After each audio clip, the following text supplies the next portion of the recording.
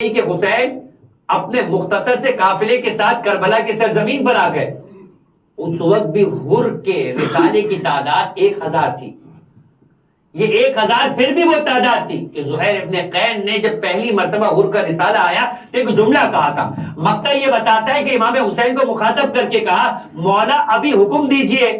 1000 سے لڑنا آسان ہے. اکیلا زہیر یہ قدرت رکھتا تھا کہ 1000 کے رسالے سے لڑنے کے لیے حسین کو مشورہ دے رہا ہے. پھر بتائیے علی اکبر کی قدرت کیا ہوگی, پھر بتائیے عباس کی قدرت کیا ہوگی, پھر یہ بتائیے کہ قاسم کی اور محمد کی قدرت کیا ہوگی. لیکن زینب دیکھ رہی ہے کہ اب یہ 1000 نہیں رہے بلکہ 3 محرم کو 4000 کی تعداد ہوئی, 5 محرم کو پھر 4000 کی تعداد ہوئی, 6 محرم کو پھر 4000 کی تعداد ہوئی. کبھی شمری سے جوشن آ رہا ہے, کبھی عمر ابن سعد آ رہا ہے, کبھی عمر ابن حجاج آ رہا ہے, کبھی سنان ابن حنس آ رہا ہے. ہر ایک 4000 کی, 5000 کی, 6000 کی فوج کے ساتھ آ رہا ہے. فوجوں کی تعداد میں اضافہ ہو رہا ہے مگر کوئی نہیں ہے بھری دنیا میں جو نواسے رسول کی مدد کو پہنچے.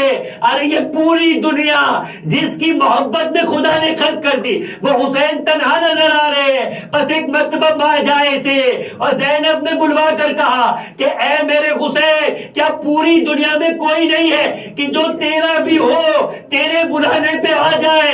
بس ایک مرتبہ حبیب کا تصور حسین کے ذہن میں آیا اور قاصد کو روانہ کیا.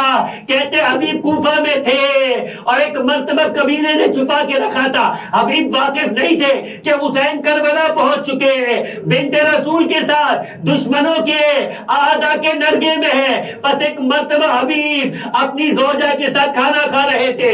بس حسین کے رونے والوں ایک مرتبہ حبیب کے ہاتھ سے نوالا گرا. عربوں میں یہ اس بات سے فال لیا جاتا تھا کہ کوئی کریم ہے کہ جو تمہیں یاد کر رہا ہے. بس ایک مرتبہ حبیب کی بیوی کے ساتھ بے ساختہ نکلا. حبیب لگتا ہے کہ کوئی کریم مشکل میں ہے اور تمہیں یاد کر رہا ہے. ابھی حبیب نہیں جانتے تھے, حبیب کی زوجہ باخبر نہیں تھی کہ دروازے پہ دستک ہوئی. حبیب نے پوچھا مان کون ہے؟ کہنا برید الحسین, میں حسین کا قاصد ہوں, کربلا سے چلا ہوں. حبیب تمہارے لیے پیغام لے کر آیا ہوں. حبیب نے کھانا چھوڑا اور کہا کہ صدقت الحرہ, اے شریف زادی تو نے کتنا سچ کہا تھا, تیرے منہ سے جملہ نکلا.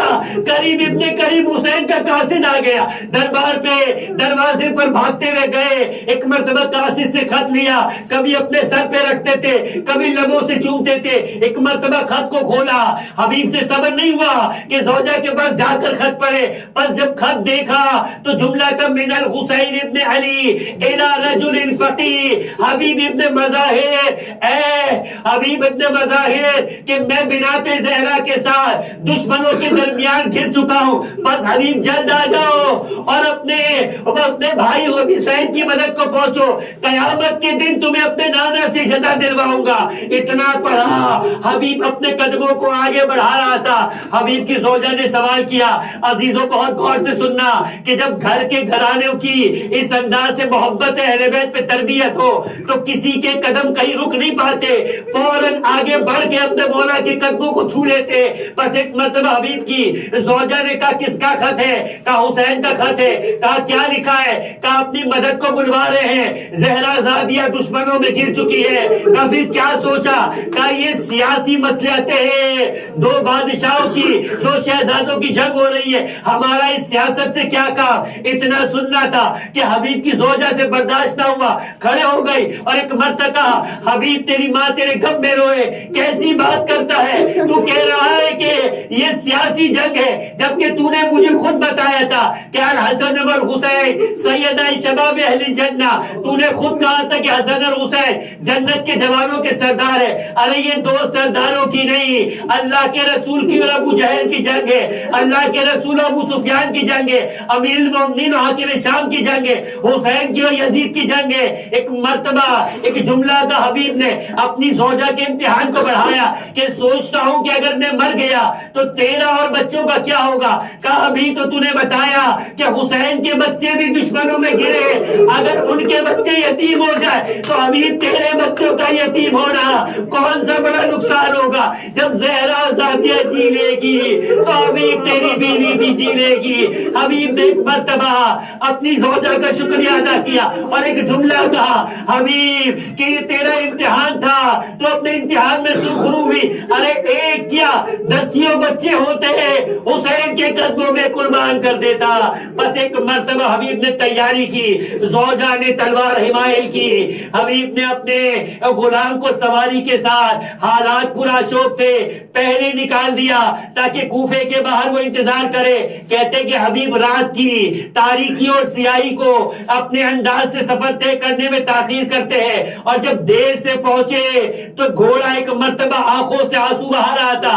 دور سے دیکھا، حبیب نے یہ الفاظ سنے کہ غلام گھوڑے کی باہوں میں ہاتھ ڈال کے کہتا ہے، ارے پریشان مت ہو اے اسب با وفا، اگر میرا آقا نہ آیا میں تجھ پہ سوار ہو کر رسول کونین کے فرزند کی مدد کرنے جاؤں گا۔ حبیب نے ایک مرتبہ سنا، وائے آسمان کی جانب نگاہ کر کے کہا، ارے رسول زادے پہ یہ وقت آ گیا کہ غلام زادے بھی اپنے آپ کو قربان کرنا چاہ رہے۔ غلام کو آزاد کیا، بس جیسے ہی غلام کو آزاد کیا، غلام نے اپنے ہاتھوں کو جوڑ کے کہا، اے حبیب جب تک زندگی میں تیری خدمت کا موقع تھا تو نے اپنے ساتھ رکھا، اب اپنے آقا حقیقی پر مجھے قربان کرنے کے لیے بھی ساتھ لے چلے۔ حبیب نے ساتھ لیا۔ وہاں حسین نے علم لشکر کو تقسیم کیا ہوا تھا، حسین کے لشکر کے 12 علم تھے، ایک علم باقی تھا۔ عباس علمدار نے کہا، اس علم کا علمدار کون ہے؟ اس علم کا حائل کرنے والا کون ہے؟ کہا کہ ایک میرا ساتھی ہے جس کا میں انتظار کر رہا ہوں۔ بس ایک مرتبہ کچھ دیر نہ گزری تھی کہ دور سے خاک اڑتے ہوئے نظر آئے۔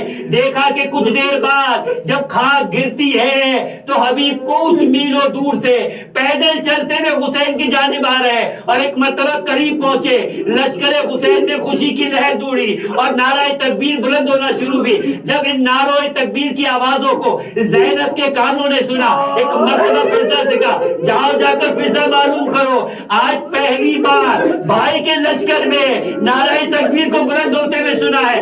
اب جو فضا گئی اور آ کے خبر لائی کہ آقا زادی حسین کے بچپن کا دوست حبیب ابن مظاہر آ گیا ہے۔ اتنا سننا تھا کہ زینب کے دل میں ایک آرزو مکمل ہوتے ہوئے نظر آئے، وہ خوشی کا انداز تھا۔ کہا جا کر حبیب سے کہو زہرا کی بیٹی نے تمہیں سلام پہنچایا ہے۔